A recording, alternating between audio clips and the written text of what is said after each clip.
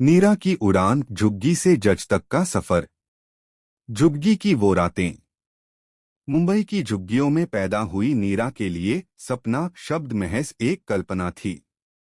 उसका घर प्लास्टिक और टीन की छत से ढका हुआ था, जहां बरसात में छत से टपकते पानी को रोकने के लिए बाल्टी, डिब्बे और कभी कभी किताबें भी रखनी पड़ती थीं। उसका पिता एक मजदूर था और माँ घर घर जाकर बर्तन मांजती थी। 5 बच्चों में नीरा सबसे छोटी थी। उसकी माँ हमेशा कहती, हमारे भाग्य में अवसर नहीं लिखा, लेकिन तुझमें कुछ अलग है नीरा। तू पढ़, तू कुछ बन। नीरा को स्कूल से ज्यादा सिलाई मशीन की आवाजें सुनाई देती थीं, क्योंकि माँ दिन में बर्तन और रात को कपड़े सिलती थी ताकि नीरा की फीस भरी जा सके। किताबों से दोस्ती। नीरा को किताबों से प्यार था। जब पड़ोस के बच्चे टीवी देख रहे होते, वह लाइब्रेरी के बाहर बैठकर पुराने अखबार और किताबें पढ़ा करती थी। स्कूल में वह टॉप करती, लेकिन जब कोई पूछता, बड़ी होकर क्या बनेगी, तो वह मुस्कराकर कहती, जज। लोग हंसते थे। अरे, झुग्गी से कोई जज बनता है क्या? पर नीरा जानती थी, उसके सपने सिर्फ आंखों में नहीं, दिल में भी हैं। पहली लड़ाई, कॉलेज जाना।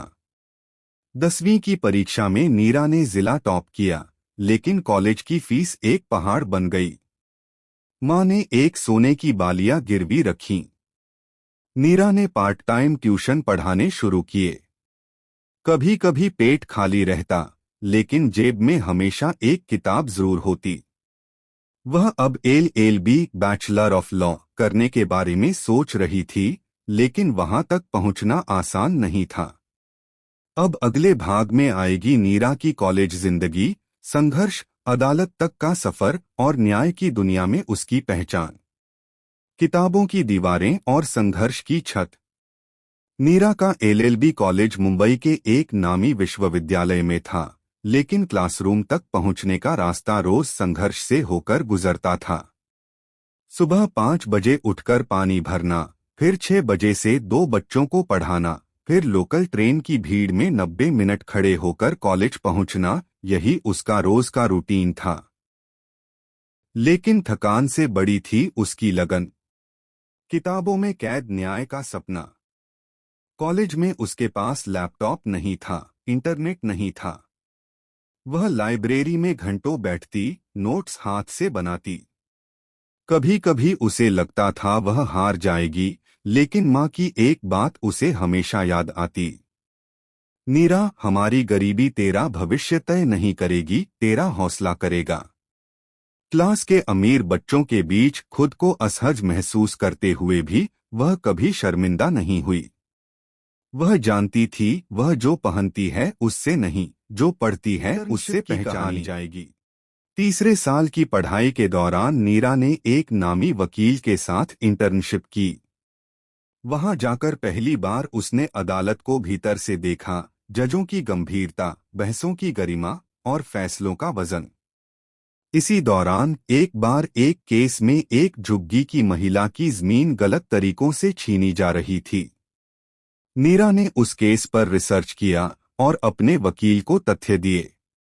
वह केस जीता गया और उस महिला ने नीरा का हाथ पकड़कर कहा, बिटिया, तूने हम गरीबों के लिए न्याय दिलाया। भगवान तुझे बड़ा अफसर बनाए। उस दिन नीरा ने तय कर लिया, अब सिर्फ वकील नहीं, जज बनूंगी।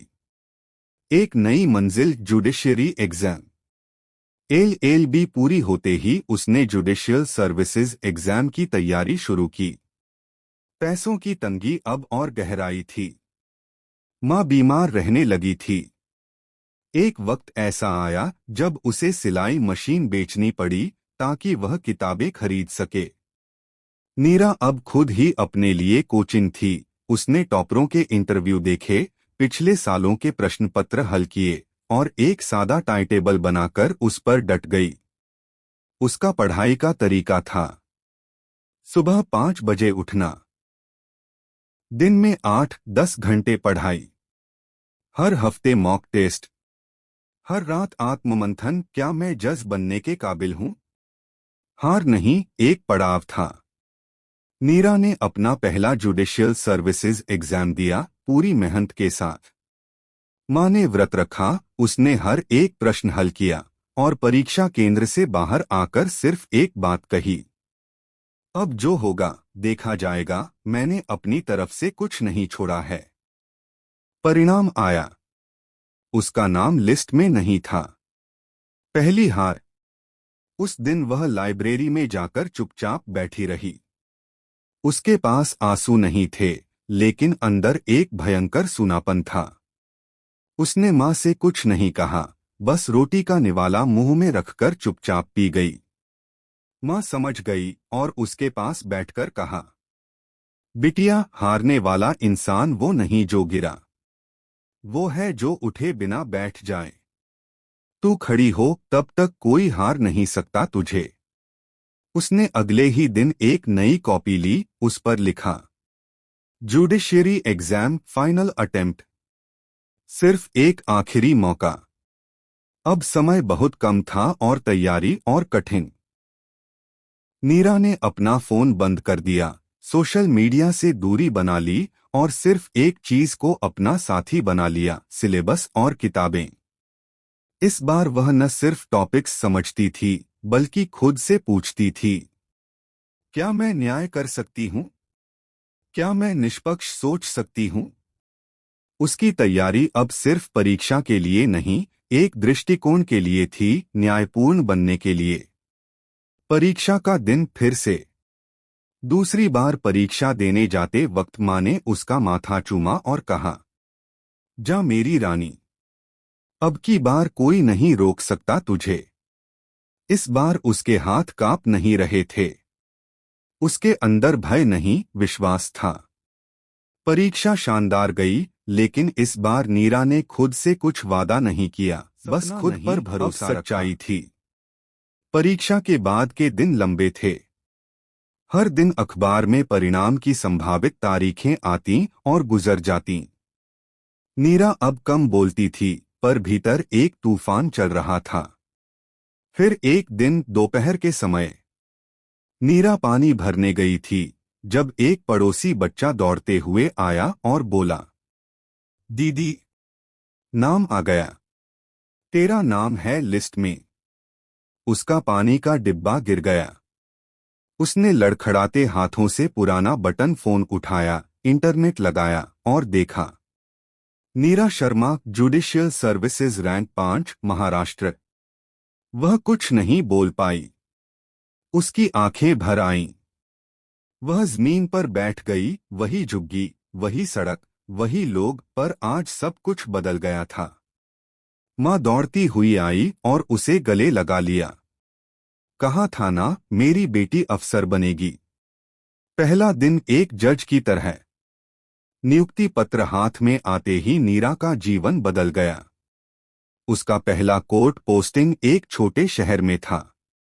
वह जब पहली बार काले कोट और सफेद कॉलर में कोर्ट में पहुंची तो लोग देखते रह गए। झुग्गी की लड़की आज योर ऑनर बन चुकी थी। न्याय की कुर्सी पर बैठकर। उसका पहला केस एक घरेलू हिंसा की पीड़िता महिला थी, जिसकी आंखों में वही डर था जो कभी नीरा की मां की आंखों में था। नीरा ने केस को पूरी संवेदना से सुना, नियमों के आधार पर निष्पक्ष निर्णय दिया, लेकिन एक बात उसने महिला से अलग से कही, अब तुम कभी कमजोर मत समझना खुद को, तुम भी जज बन सकती हो। उस दिन नीरा को समझ आया, जज बनना सिर्फ फैसले सुनाना नहीं, किसी का हौसला बनाना भी होता है। झुग्गी में वापसी। अपने पहले वेतन से नीरा ने झुग्गी में एक छोटी लाइब्रेरी खुलवाई और उसका नाम रखा उड़ान, हर सपने के लिए। हर रविवार वह वहां जाती, बच्चों को कानून, हक और आत्मसम्मान सिखाती। वह कहती, तुम्हारा जन्म कहाँ हुआ ये मायने नहीं रखता, तुम कहाँ जाना चाहते हो ये सब कुछ बदल सकता है। अंतिम संदेश नीरा की जुबानी। अगर आप गरीब हैं तो लोग सोचते हैं आप कमजोर हैं। पर मेरी माँ ने सिखाया, गरीबी एक स्थिति है, कमजोरी नहीं। मैंने अपना सपना खुद लिखा, मिट्टी से लिखा, आंसुओं से लिखा। और आज वो सपना न्याय की मुहर बन चुका है। अगर मैं कर सकती हूं तो आप भी कर सकते हैं। बस हार मत मानिए। नीरा की उड़ान, एक लड़की जो झोपड़ी से उठी और न्याय की कुर्सी तक पहुंची। अगर ये सच्ची संघर्ष की कहानी आपको प्रेरणादायक लगी हो तो वीडियो को लाइक करें, शेयर करें और हमारे चैनल को सब्सक्राइब करना ना भूलें। आपके एक एक सब्सक्रिप्शन से